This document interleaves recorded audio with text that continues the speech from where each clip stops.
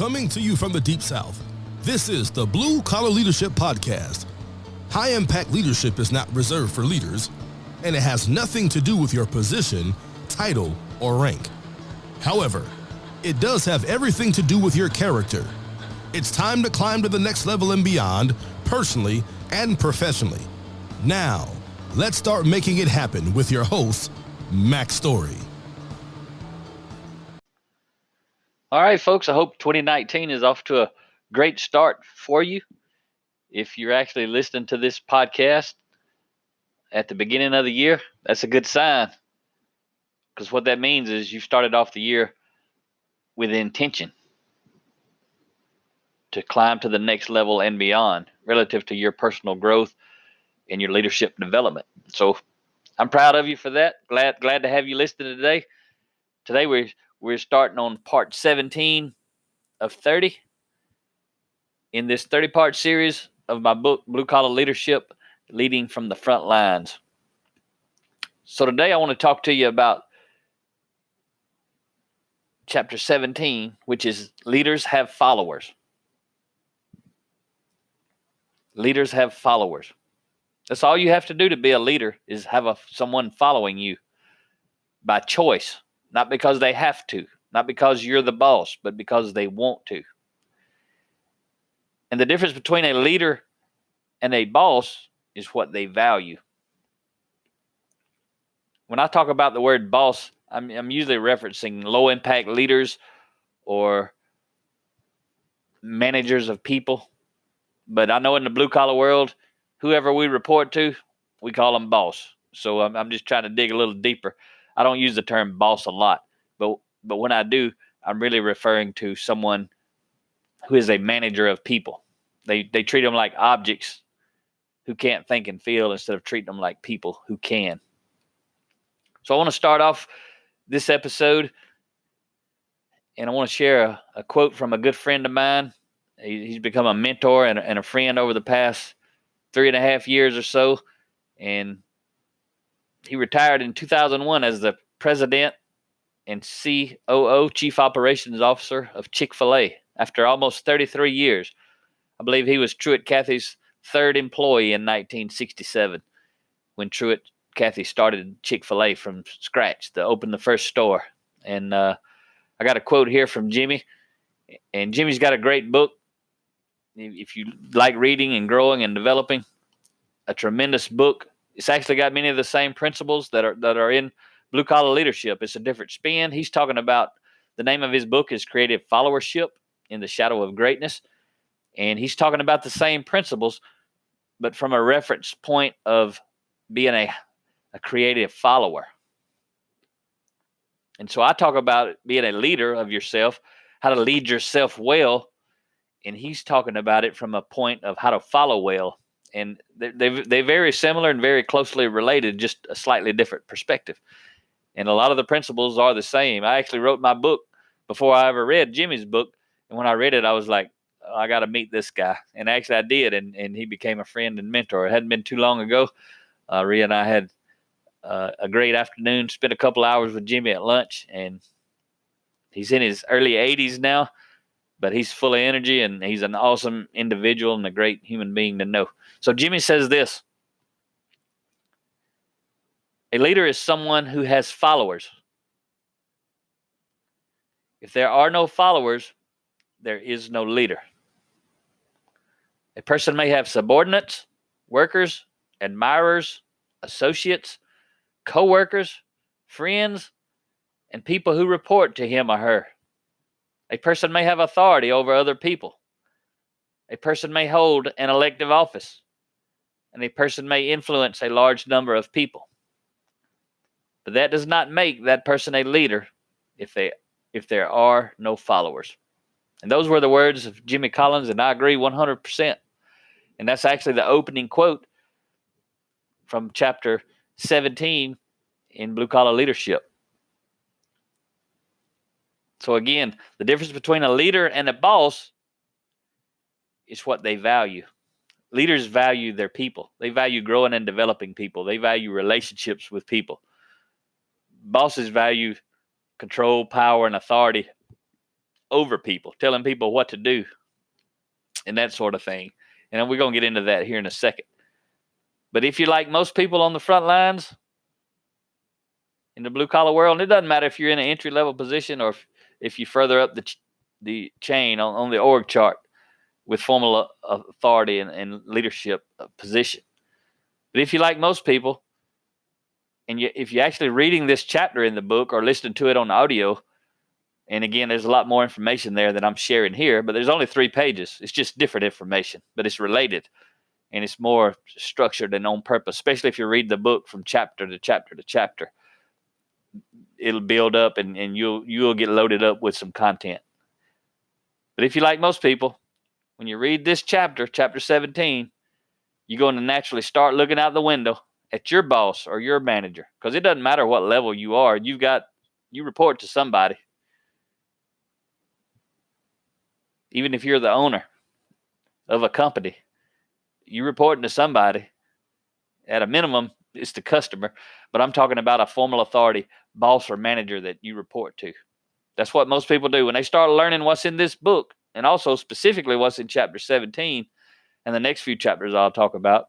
People start looking out the window and they want to know, how's my boss or my manager doing? It's just what we do. And I'm going to advise you, don't do it unless you can do it without blaming those folks. Because I didn't write this book to help you blame somebody, to help you figure out what somebody else is not doing. I wrote this book to help you figure out what you are doing and what you should be doing. You got to decide that. It's not for me to tell you what to do. But I want to motivate and inspire you and influence you to make decisions and choices that are going to move you to the next level and beyond. So like I mentioned a minute ago, bosses value position and power over others, and I call that formal authority. Leaders value positive influence with others. That's moral authority. Formal authority is based on your position, title, rank, all that kind of stuff. Moral authority is based on your character, who you are, and why you do what you do. So you and your children or spouse, if you have either, can actually feel the difference between a boss and a leader.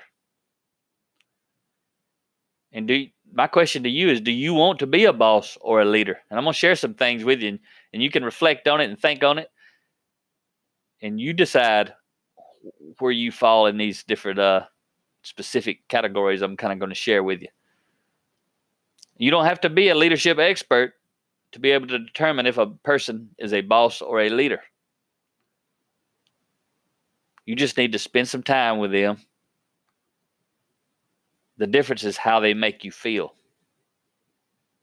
So I'm going to go through a few things with you. And as you listen to these, don't just think about work, think about home. Because there are bosses at home and there are leaders at home. We call those people mom and dad. And mom and dad can be a boss or they can be a leader. Unfortunately, there's a lot of parents who are more like bosses than they are leaders, and they have a dysfunctional household, and they grow up often without a relationship with their children, and they often end in divorce with their spouse. So you can listen to this in whatever context you want to. I'm talking about it in boss versus leader context. And again, there's bosses and leaders at work, and there's bosses and leaders at home. So let's go through a few things. A boss makes you feel used and maybe abused. A leader makes you feel valued. So that's the way I'm going to do. I'm going to say how a boss makes you feel, and then I'm going to say how a leader makes you feel. And then I want you to reflect on it. If you have to, hit pause, rewind, think about it. Think about it at work. Think about, how do you make other people feel? Even if no one reports to you formally, you still can have a boss mindset or leader mindset, regardless if anybody formally reports to you. If people do report to you, you still also are going to have a boss or leader mindset. And then you can also, that's looking in the mirror saying, how am I doing? But you can look out the window and say, how is my boss doing? Do I work for a boss or a leader? How do they make me feel? So let's continue on. A boss makes you feel bad. A leader makes you feel good. A boss makes you feel dumb. A leader makes you feel smart. A boss makes you feel like it's their idea. A leader makes you feel like it's your idea. A boss also makes you feel powerless, while a leader makes you feel powerful. You can start to see the difference in the character of a boss versus a leader. You can see also how this works at home. When you grew up, how did your parents make you feel? How'd your mom make you feel? How'd your dad make you feel? If you've got children, now look out the window at them. How do you make them feel? A boss makes you feel guilty. A leader makes you feel responsible. A lot of difference right there. A boss makes you feel small, while a leader makes you feel tall. A boss makes you feel afraid, but a leader makes you feel brave. A boss makes you feel alone. A leader makes you feel supported. And I guarantee you, as you listen to these things, you can think back in your career. Instantly, you know all the bosses you worked for. Instantly, if you're lucky, you actually worked for some leaders. And I call these people that I'm describing as leaders here, these are high impact leaders. The more of these things that a person does as a leader instead of a boss, the higher up the leadership chart they go. People don't always get it right. A lot of people, they usually do it in both. But the goal is to move over to the right side of the column and do the things that leaders do, because they make their people feel better. And when the people feel better, they respect them more. And when they respect them more, they got more influence with them.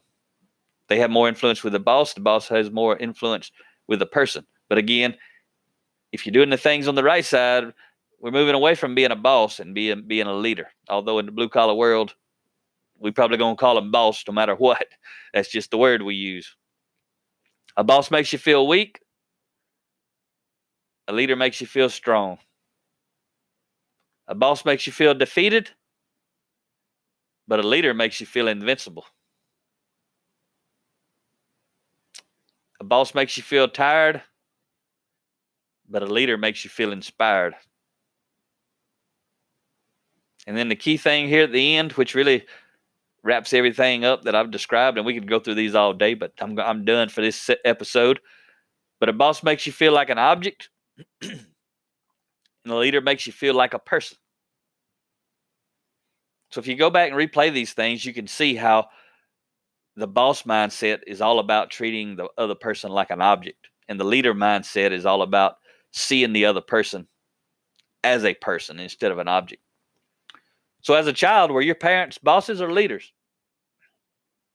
Maybe one was a boss and one was a leader.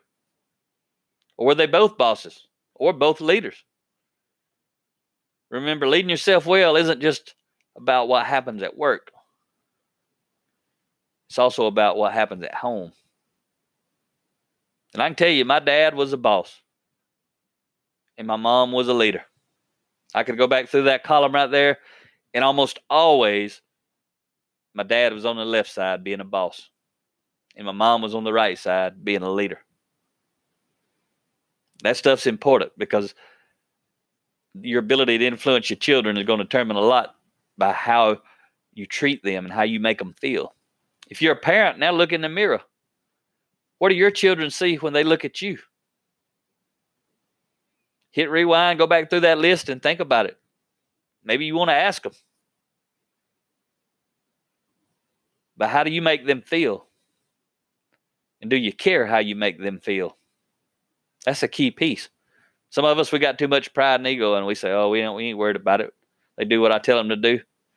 Okay, see how that works for you when they get about 17, 18. They don't have to talk to you no more.